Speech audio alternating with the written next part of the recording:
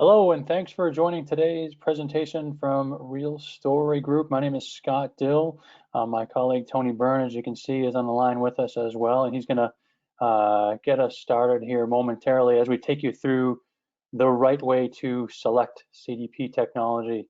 It's an exciting topic for us. It's one that we've been talking with our customers about on a daily basis for the last couple of years. So Tony has some really exciting insight to share with you. So thanks for taking some time out of your day to join us.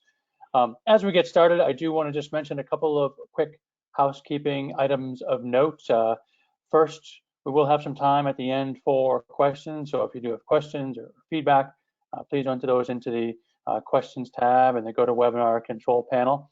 Keep an eye on that control panel as well, as Tony's going to be delivering a poll question for you here in the next few moments. You'll also be receiving a copy of the slide deck from today's session from our marketing team, so that should be available by the end of this week. And then for our customers on the line, you will be able to access a recording of this presentation in your customer library at any time, so stay tuned for that as well. So with that, I'm going to turn things over to Tony, who's going to get us started. Tony? Great. Thanks, Scott. Those of you who know Real Story Group know that our mission in life is to evaluate MarTech and CX software vendors and put them under the microscope and squeeze them and see what comes out and give you the real story about what works well about them and what doesn't work so well about them. And along the way, you know, we've ended up covering about 160 different vendors across 8 different marketplaces. And so for the last 12 years or so, we've been aggregating all these different vendors and tools on a single kind of subway style map, which you can see here. A number of big name vendors in the city center that purport to offer a lot of solutions. And then of course, all of these marketplaces are highly fragmented, which means there's a number of pure play vendors as well, which is where you see a lot of the innovation happening. And one of the lines that consistently gets longer each year that we do this is the CDP line, or Customer Data Platform, in orange. So that's what I'm going to be talking about today. And what I'm going to be sharing with you is a little bit about our latest thinking around CDPs and then what's the right way to select them. So we've developed a methodology, an agile methodology based on design thinking for selecting MarTech technology. We've developed it over the last 20 years or so. And we're going to be sharing that, but sort of putting it in the light, hey, how does this work with this new technology like CDPs? Can we use standard tried and true ways of selecting technology? And it turns out the answer is yes. If you use a modern methodology for selecting technology, then it works very well with modern tools like CDPs. So we'll get into that, but first we'd love to hear from you. I'm going to launch this poll here, which you should see in front of you. And we're just ask you, you know, what's your orientation towards selecting a CDP right now? Are you just sort of checking them out? Are you actively looking? Maybe going to be looking later in the year? And then how many of you are just vendors, system integrator, other people on the line here? So we'll give this a few more minutes. Always an interesting blend we find with CDP webinars. We always have a lot of vendors on the line. That's fine. You're welcome to listen in. Just want to remind you that Real Story Group never works for vendors, never advises vendors, never works on behalf of vendors. We only work for those of you who are enterprise customers, helping you make really good decisions. And so that allows us to sort of keep it real here. So we're just about wrapping this up, and I'm going to go ahead and close this out, and we should see the results here then. I'm going to go ahead and share them. And yep, okay, so we've got a lot of suppliers with us today. That's the largest group. Really focused, this session is really focused on the 25% of you who are there in the middle, but also the 20% of you who are just checking them out. And CDPs are really hot right now, but that doesn't mean that you're in the right time or place to buy one or to invest in one. And that's fine. For many of you, maybe this is too premature, or it's not the right technology for you. So you'll never hear us sort of get on the bandwagon about this. So those of you who answered first, you're certainly welcome. And I'm going to try to make this as nutritious a half hour for you as well. So with that, let's get into it and dig right in here. So First, we're going to put CDPs in context because this market is changing rapidly. Our orientation, our thinking about it has also evolved substantially over the past year, not just because of the general acceleration that's been caused by the pandemic, but because we're watching more and more of you adopt this technology. We've actually been working with some of our subscribers who are now actually on their second CDP. In other words, they kind of did an impulse buy 3 years ago. Now they're asking themselves, is this the right fit? And sometimes the answer is no, it wasn't the right fit. And so we've been guiding a couple of our subscribers actually in replacement efforts, which in some way is maybe a measure of how this marketplace is maturing at some level. Let's talk about CDP 1.0. And this is really a kind of an architectural view of what the original concept of CDPs were, and this is kind of maps to even the definitions around the CDP Institute about how this should essentially be a CDP should be a marketing-focused platform that gathers all of your data, like your first-party customer data, your second and third-party data, into this single kind of platform that does all kinds of different services potentially for you. Certainly, a customer API should be table stakes, but also device and identity stitching, data enrichment, relationship graphing, segmentation, also certainly table stakes, but then potentially event handling, rules activation, data cleaning, and ETL if you want to go there, potentially other things around personalization and activation. And then the idea is that it pushes this data and segment and events all out to your actual engagement channels. So obviously your real-time omni-channel engagement channels at the top. Certainly targeted advertising, which we're finding is a bigger and bigger use case for CDPs, and then potentially localized analytics. So this isn't necessarily analytics that's going to compete with your enterprise data warehouse, but provides marketers with a localized view to interpret at least what is the data in the CDP telling us about what's going on. And so this was the original concept. But the thing that's really important to recognize is that a CDP has to live within your broader reference architecture. And so a number of things, your broader, I'll say MarTech architecture. This is a reference model that we've come up with for the 2020s, which we call the Omnichannel CX Stack. And I've got a couple of conclusions out of this, but first let me describe what's going on here. You have these engagement channels at the top. Then you've got interaction, delivery environments, advertising, websites, applications, e-commerce, contact centers, so forth. And then these content and engagement platforms. And a number of you have been spending the last decade really bulking up those content and engagement management platforms, investing a lot of money there. I would argue now potentially over-investing there because the future really is going to resolve more in terms of the capabilities that you build lower in your stack that are channel independent around enterprise foundation platforms. A lot to talk about there. You can find other webinars around your MarTech stack and what have we learned by talking to MarTech stack leaders. But I just want to point out that orange box in the lower right around customer data platforms. So two thoughts about this. One, your CDP should always be independent of your engagement channels. And this is really important because there's a lot of engagement vendors who want to sell you a CDP that's going to be tightly bound to their channels. So you want to avoid that as your first lesson in terms of selecting CDPs. Do not select a CDP that binds you to particular engagement channels. But two, your CDP has to play nicely in your broader architecture. And this means not just the channels in front of you, which are diverse and ever-changing and always new, but also some of the intelligence hubs and customer identity that's happening underneath it, right? So the CDP has to play nicely backwards, but also forwards. And so scope becomes a really big issue when we're talking about selecting CDPs in the early 2020s here. In fact, it's become such a big issue that we're starting to now coin the phrase CDP 2.0. The CDP 1.0, it was sort of like this magical marketer-friendly platform that provided all these different customer data services for me.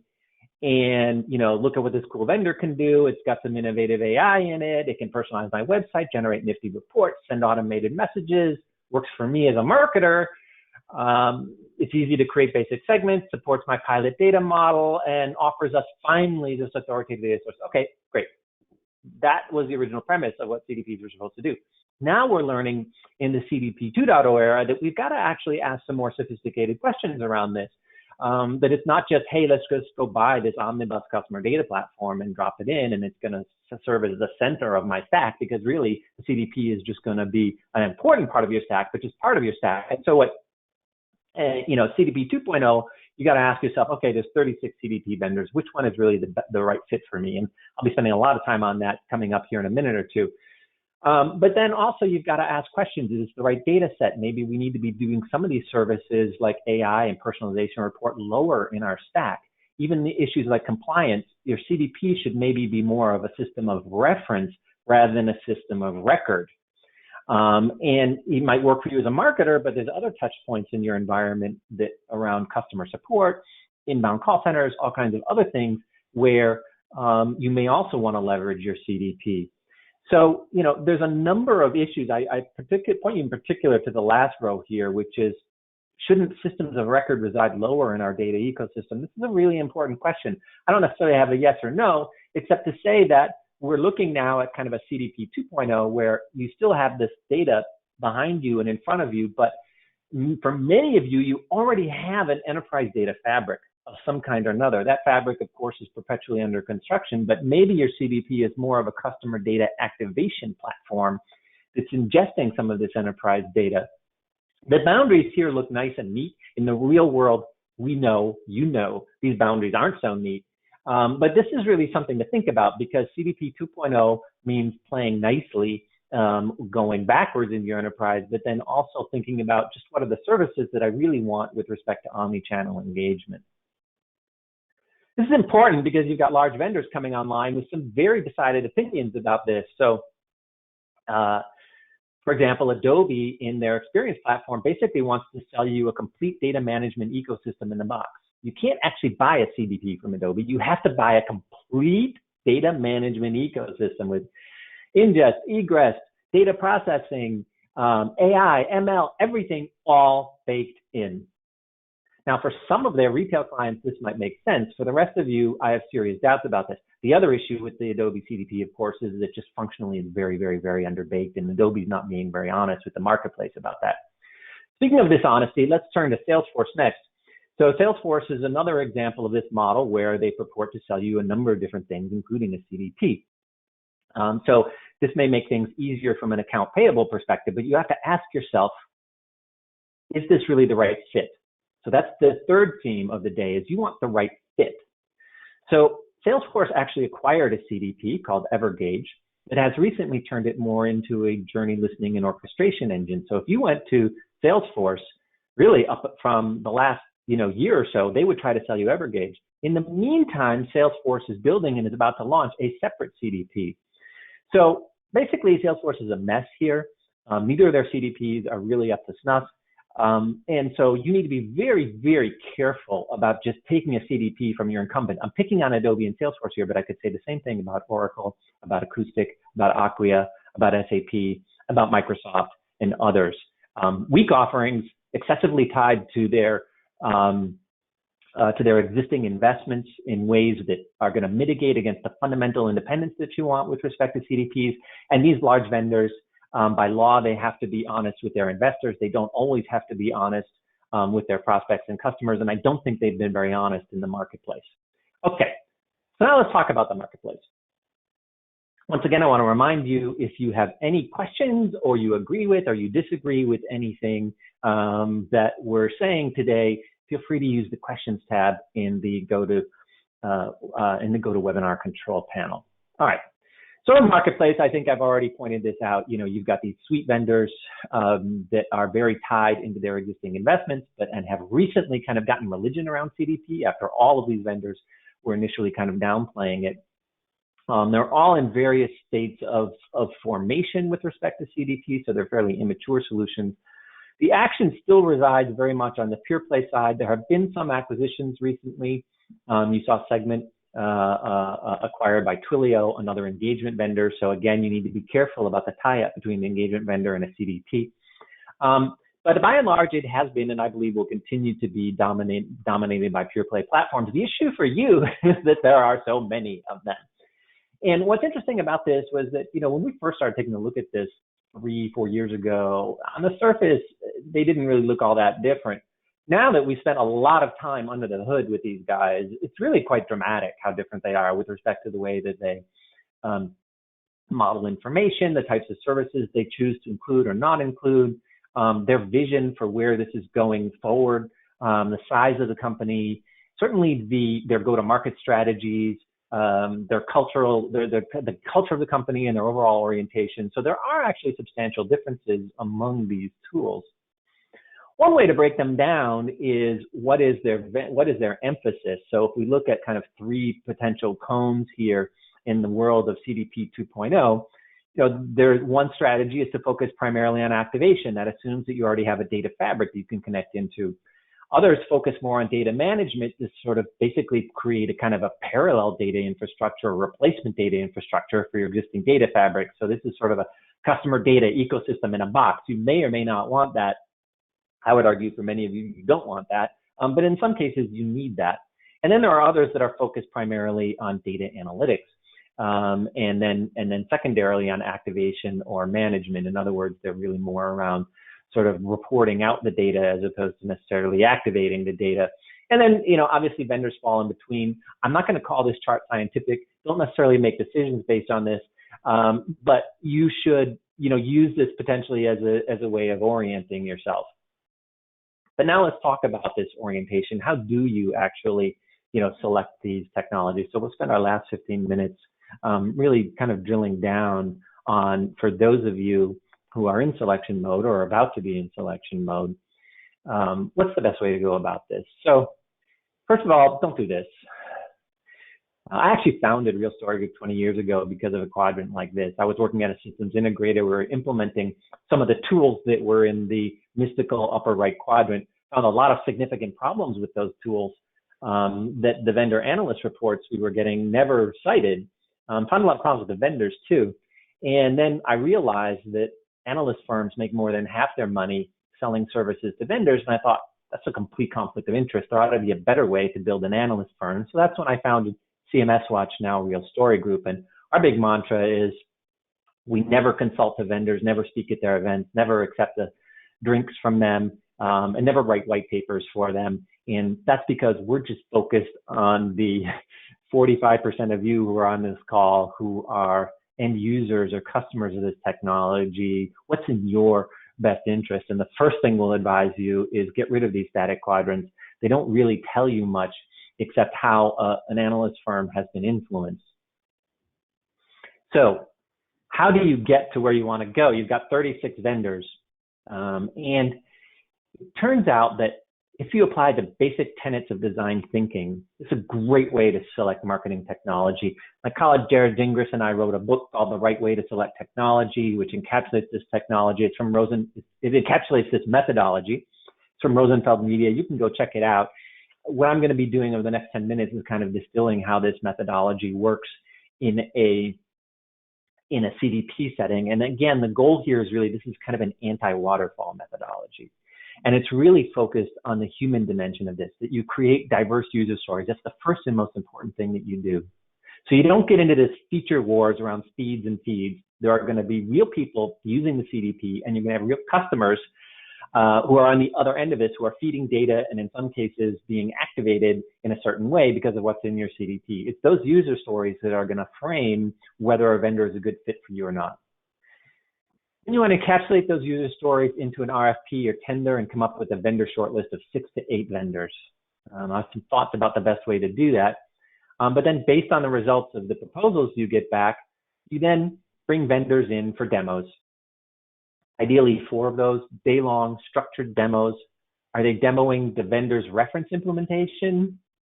No, they are demoing your use cases. This gives you the chance to do an apples to apples, real life comparison of the vendors. From there, you boil down to 2. You're learning along the way, you're updating your user stories. Now you have a hands-on bake-off. I'm going to talk about that because it's a really important step in any MarTech selection, too often skipped in the CDP world. Then you may come down to a finalist, and that doesn't mean that you have to sign a contract with them right away. You may want to do some proof of concepts with them around integration, around security, around usability, any number of issues that are somewhat labor intensive for you to test. So you're only going to do it with a single finalist, but it's your check that this is going to go well. At the end of this, you're going to really know what you bought. You spent some time and effort among your team actually conducting this agile process, but the benefit is you're ready to go to market and go activate much sooner. What we find very often is companies select CDPs and then they spend 6 to 9 months figuring out how to populate it with data. Where's the data? What am I going to do with this? How are we going to get trained up? You know, they buy the concept, but they don't really buy the platform. What this does is get you to buying the right platform, and then you're ready to go, ideally on day one. So how do you filter down from 36 to 6, 8 finalists? In our research, we look at really canonical business use cases or scenarios. These are the 10 that we use when we're evaluating CDP vendors. And now the key insight here is that CDP is like any other technology. The typical vendor is only going to be good at 2, 3, 4 of these use cases that they really were imprinted by their early customers. And that's really what they're focused on. Then they might be okay at 2 or 3 others, and they're typically going to ignore the other 2 or 3. That's okay. A vendor who says they can do all this stuff probably does them all very, very poorly. So I'm not making a value judgment here. The key question is, what's the right fit for you? And so you really want to prioritize what's important with respect to moving the needle in terms of your marketing and customer engagement. And some vendors are just going to be, more focused on one use case than the other. Here's an example from our research for a CDP vendor called Lexer. And you can see here under digital advertising support, down number 8 along the bottom, that's where we give them 3/4 of a Harvey ball. That's really has been a prime focus of theirs. They're okay in some other areas, advanced customer data management, offline aggregation, some real-time behavior analysis. They get thinner when you get into areas of loyalty, B2B support, e-commerce recommendations. But hey, maybe that stuff isn't important to you. So the key thing is to match up what you're trying to do with what's the right fit with respect to the vendor. So this is a much more business-focused way than just going through this checklist of features and technical attributes. The technology and the architecture do matter, and that's what you're testing throughout the demos and the bake-off. But at the end of the day, what you're really trying to do is select some business software, and it's got to be the right business fit. Now, we have some tools on our website that you can check out. This one in particular gets back to this issue of scenarios. We call it Real Quadrant because it's a dynamic quadrant. It's not a static quadrant like the mystical quadrants you get out of Forrester and Gartner. With this quadrant, you actually input your specific strategic objectives and then also your business scenarios, and you weight them and rank them, and it spits out a quadrant that's customized for you. So we did this generically with a bunch of CDP vendors, and what's interesting about it is somewhat of a saggy quadrant. In other words, you see a bunch of vendors sort of below the main x-axis here, and this is another way of saying they're somewhat lower as a marketplace with respect to strategic considerations. Or another way of saying this is still a somewhat young marketplace. Vendors are working through their support strategies, their go-to-market strategies. Their customer ecosystems are notoriously weak. That's a concern to us. So that doesn't mean you shouldn't be looking at, let alone selecting CDPs. It does mean that you may need to mitigate some of your risks here in different ways when you're looking at the CDP marketplace, because it's a young marketplace, and with respect to strategic considerations on the whole, relatively light. On the other hand, in terms of scenario fit, you might find very excellent business fit as long as you're clear about prioritizing what is it that you're actually trying to do. Now, I want to talk just a little bit before we wrap up about this one phase, Handson Bakeoff. This is, in any marketing technology or CX technology, the most important phase of any selection effort. Do not skip this phase. Not doing a bake-off is like going to buy an expensive automobile and watching the salesperson drive it around the parking lot and say, oh, wasn't that an excellent car? Well, yeah, it was. No, you want to get behind the wheel of the car, drive to the grocery store, drive to work, drive home, take a little trip, take it for the weekend if you can. Really test it out. What is it like under different circumstances to use this vehicle in all the different ways that you want to use it? That's what a bake-off does. It doesn't have to be any longer than a week. The key thing about it is it's hands-on. So again, you come back to your scenarios, which you've been improving as you learn along. Put together some dummy test data with the vendor. You get your real people in a real environment, and you try out the CDP. Now, certain things you do have to simulate, but we've been working a lot with companies in this particular task. And it's quite fascinating, in fact, quite gratifying, how this bake-off concept that's been so effective in other marketplaces is really effective with respect to vetting CDP vendors. You find out what the technology wants to do, what you have to push it to do things it doesn't want to do, and you really learn about the vendor too. So don't skip the bake-off. If you've got more questions about that, you need some advice on that, that's what we're here for, to help you out with that. Speaking of helping you out, there's 3 ways that Real Story Group works with companies like yours. So number 1, we provide hard-hitting CDP vendor evaluations and tools like Real Quadrant that allow you to compare and evaluate those vendors head-to-head, get to the right shortlist, figure out what questions to answer and what weaknesses that you need to be forewarned about. Second is a full stack advisory package that we have for many of our larger subscribers, where they subscribe to all of our research, and we provide a bevy of advisory hours over the course of the year to advise them not just about individual tools, but their whole stack. Like, where are the gaps? What's working well? How should they be thinking 3 years ahead? So it's a stack advisory.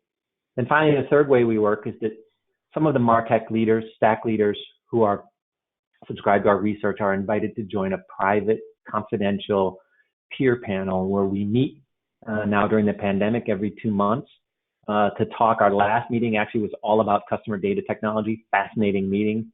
The next one's going to be about omnichannel personalization. We're going to be talking about content supply chains, any number of different topics. The key thing there is we facilitate the conversation, but executive peers really help each other out. And it's been a tremendous council to be a part of, to witness, to facilitate. So if any of that is of interest, I'll let Scott tell you about how you can contact us further while we see just what questions have come up. And when Scott's done here, we'll turn back to the questions. I'll invite you, that there's still time to pose any other questions or anything you agree or disagree with in the GoToWebinar questions tab of your GoToWebinar control panel. Scott, where are we at? Great, thanks, Tony. And as Tony mentioned, we're happy to talk with you further about what will be available to you as a Real Story Group customer. In fact, I'm happy to walk you on a behind-the-scenes tour of the subscriber experience and show you Real Quadrant in real time, tools in action, and provide you with some more details on that. So if that's of interest, just send us a quick note to explore@realstorygroup.com. You can also download excerpts from the CDP research, as well as any of the other research areas we cover. I did want to mention that we have a number of webinars coming up over the next few weeks. Next week, we'll tackle a different technology area where we look at the right way to select DAM technology.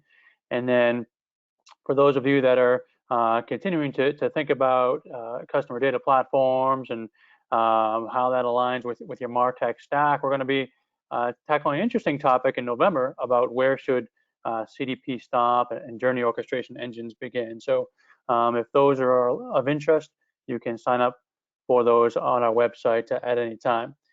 Tony, it does look like a few questions came in, so I'll turn things back over to you. Yeah, so James is asking, first, since the amount of data that organizations are capturing is constantly growing, is it important for buyers to consider the computing power of a CDP? I mean, the short answer is yes. I think the longer answer is, computing what, where, and when. Different CDPs face consequences of the different architectural choices that they've made. Some are really good at ingest and processing and event management, but really bad at things like real-time segment building. And so we found surprising lags and snappiness among the CDPs that we've looked at different points in time. So you really have to be a little bit more specific, and you need to test them out. Again, a big point of issue here is how much actual processing do you want the CDP to be doing, as opposed to just helping you manage segments and activating that data. Aga has a question. What do you think about SAP and the Emarsys acquisition? Well, Emarsys is one of those cleaner firms that I think had, potentially some strategic challenges in the marketplace. I think SAP, will be coming out with their own CDP later.